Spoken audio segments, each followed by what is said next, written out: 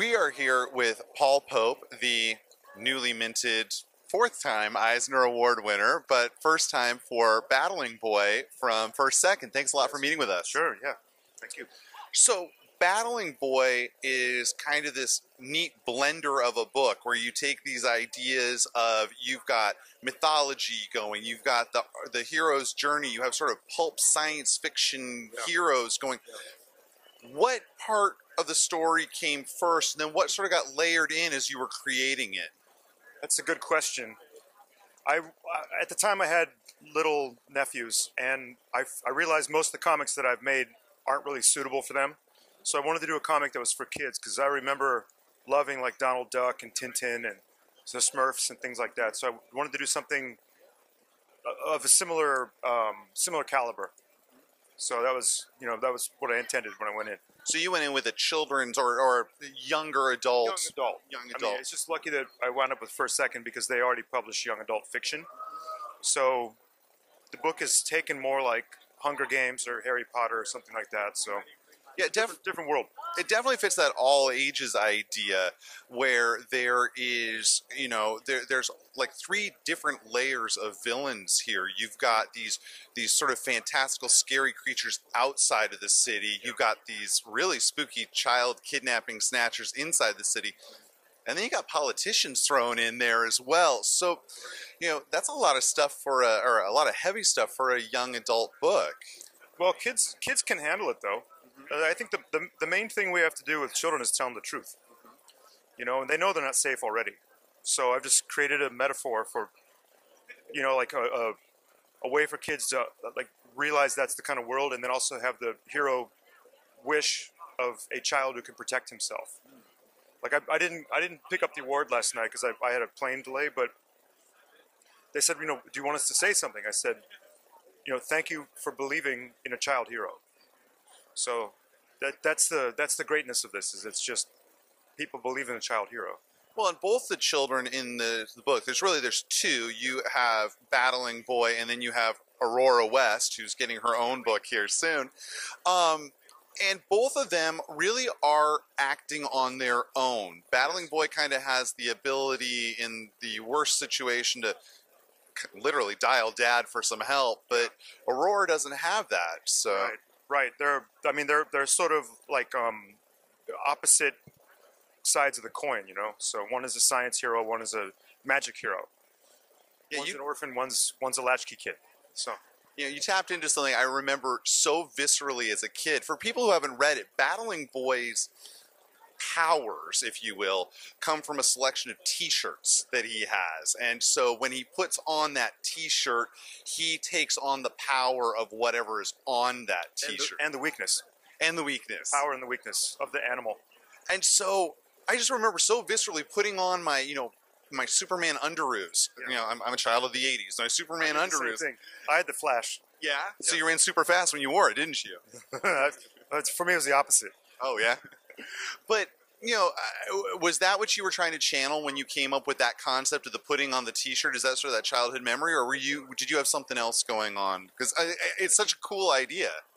I wanted because in all the mythology, there's always like a magic tool. So I wanted something like that. But at the time, my nephews, like my filter was anything my nephews would think is cool is what I'm going to put in this book. And I always bought them t-shirts.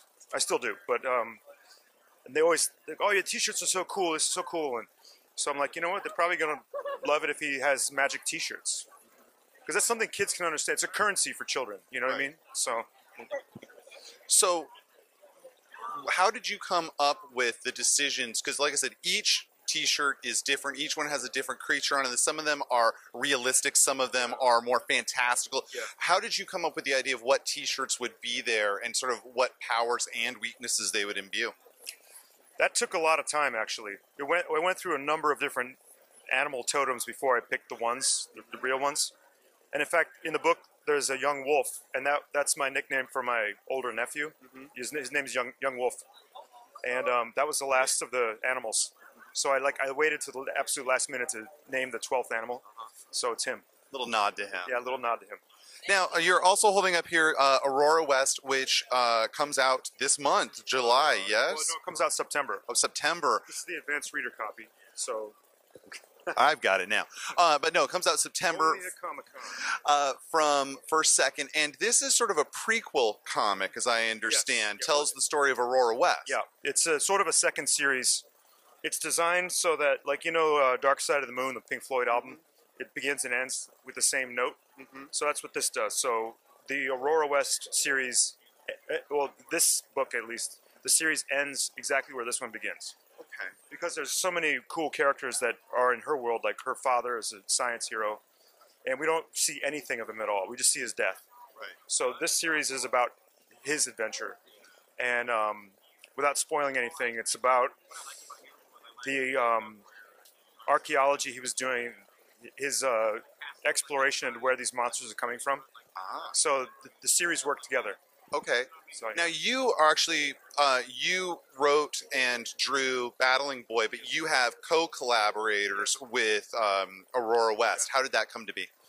well, we just realized there isn't enough time for me to draw and write everything. You have to sleep and eat. Got to sleep and eat. Yeah, and there's been a lot of delays with Battling Boy as it is. So I basically worked as art director and kind of like a producer on this. So I sat down with JT, the writer, JT Petty, great guy. He gets horror, and he gets pulp fiction. So we sat down and said, here's what I see this story as being. We fleshed out a story together. That took 2 or 3 months, and then I knew I wanted a European artist on the series, specifically a Spanish artist. I'm not quite sure why exactly, but I have a friend named David Rubin. He's a great artist and animator from Spain, and he's fast, which is good. And yeah, because I want to bring some love back to Spain, So I spent a lot of time there, and I wanted to. He's kind of a great year this year, Just wanted to really get some European energy in this. Spread the love a bit. Yeah, I spread the love. So Aurora West is coming out in September. I hear you're hard at work at the next Battling Boy. Do you have a tentative release date for that? We do. Ish. I can't say because she would kill me. Okay. We don't want any death and destruction. No mangling. No mangling at Comic-Con. So, any other projects you can talk about? Anything else? Because, comics are one part of your life. You do a lot of design and art for other places. Anything else we can look forward to? No, right now, this is pretty much it. The Battling Boy movie is still coming. It just takes forever. It takes a lot of energy, a lot of emotional investment, a lot of financial investment. So, I'm just waiting patiently with my teeth grit, smiling. So. Well, all the best to you. Thank you so much for meeting with us, and congratulations again. Thank you.